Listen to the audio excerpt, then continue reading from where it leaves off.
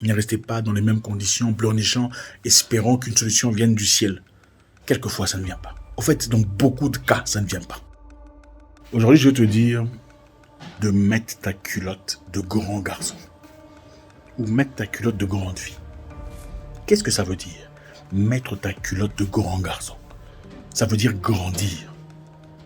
Personne ne viendra te sauver. Ce que tu traverses dans la vie aujourd'hui, il n'y a que toi qui puisses trouver une solution. Mais tu ne peux pas rester là tout le temps à pleurnicher, à pleurer, à dire que la vie est injuste et tout le reste. La vie est déjà injuste, on le sait. Rien ne marche, on comprend tout à fait. Tu es né dans une famille pauvre, on comprend tout à fait. Mais combien de temps ça te prendra à pleurnicher pour une histoire que tu ne peux pas changer? Au fait, peut-être que tu peux changer. En réalité, dans beaucoup de cas, tu as une décision prête du changement que tu veux. Lève-toi. Va là où il faut, là où ça fait peur. Va là où ça te fait peur. Il y a des moments où ce qui te fait peur en réalité est la solution que tu cherches. Je ne sais pas ce que c'est dans ton cas. Peut-être qu'il faut quitter une situation. Et il faut partir et tu as peur. Tu ne peux pas avoir peur pour toujours. Tu essaies de te protéger. Tu ne sais pas comment il faut faire. Et comment vous appelez ça? Rationnel. Voilà, je serai rationnel. Je ne veux pas tout perdre à cause de mes émotions. D'accord. Mais à un moment donné, il faut prendre une décision. Tu ne peux pas non plus rester là toute ta vie à pleurnicher pour les mêmes histoires. Oh, je n'ai pas d'argent. La situation est précaire. Non. À un moment donné, il faut se décider. C'est difficile.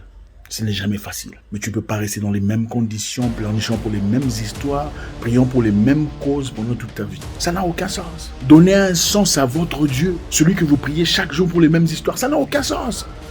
Quel est ce parent à qui on demanderait quelque chose et dirait non pour toujours? Si ces choses sont bénéfiques à cet enfant, clairement. Si l'enfant ne le reçoit pas, c'est-à-dire qu'il demande mal. Demander mal quelquefois, ça veut dire rester cloué, assis par terre en ne faisant rien, espérant que la vie fasse quelque chose pour vous. Demander mal peut aussi dire pleurnicher pour les mêmes histoires constamment, appliquant les mêmes principes et espérant des résultats différents. À un moment donné, il faut laisser cet ami qui vous a peut-être aidé pendant un temps, mais clairement ne veut plus vous aider. Je vous le montre. Ça fait un moment que vous vivez chez lui. Oui, il a été gentil avec vous. Maintenant, c'est très mal à l'aise. Il faut partir. Vous irez où? On s'en fout. Partez. Quand vous êtes parti, vous avez trouvé. Ne restez pas dans les mêmes conditions, pleurnichant, espérant qu'une solution vienne du ciel.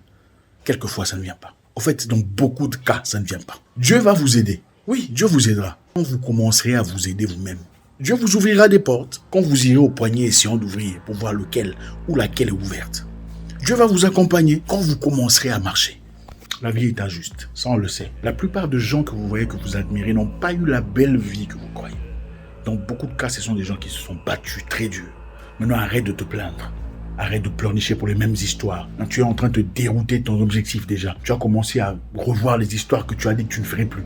Tu as commencé à dépenser de l'argent dans des bêtises que tu as abandonnées. Rentre en arrière, recalibre-toi. Revois un peu les décisions que tu as prises très récemment. Disons que tu prendrais une vie différente. Ton approche serait complètement différente de l'approche précédente. As-tu oublié les raisons pour lesquelles tu as commencé? As-tu oublié les raisons pour lesquelles tu es parti? As-tu oublié pourquoi tu t'étais décidé? Comment tu as rentré encore là où ça faisait mal? Là où tu avais juré de ne plus rentrer? Dans la vie, il ne s'agit pas de ce que tu fais une fois. Il s'agit de ce que tu fais constamment. C'est ce qui définit ce que tu deviens. Les résultats ne viendront pas immédiatement. Quelquefois, ça prend du temps. Quand vous allez dans la salle de sport, le lundi, vous ne rentrez pas à la maison attendant voir votre ventre plat. Vous ne rentrez pas à la maison attendant voir des résultats. Des pectoraux, ce n'est pas en une journée.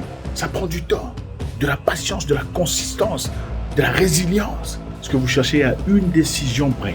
Le résultat que vous cherchez est à une décision près. Prenez la décision de vous excuser si ça vous ouvrirait des portes. S'il y a une personne qui vous ouvrirait des portes, vous êtes en conflit. Prenez la décision de vous excuser pour bénéficier de ces avantages. Même si vous rentrerez en guerre plus tard, ça ce n'est pas grave.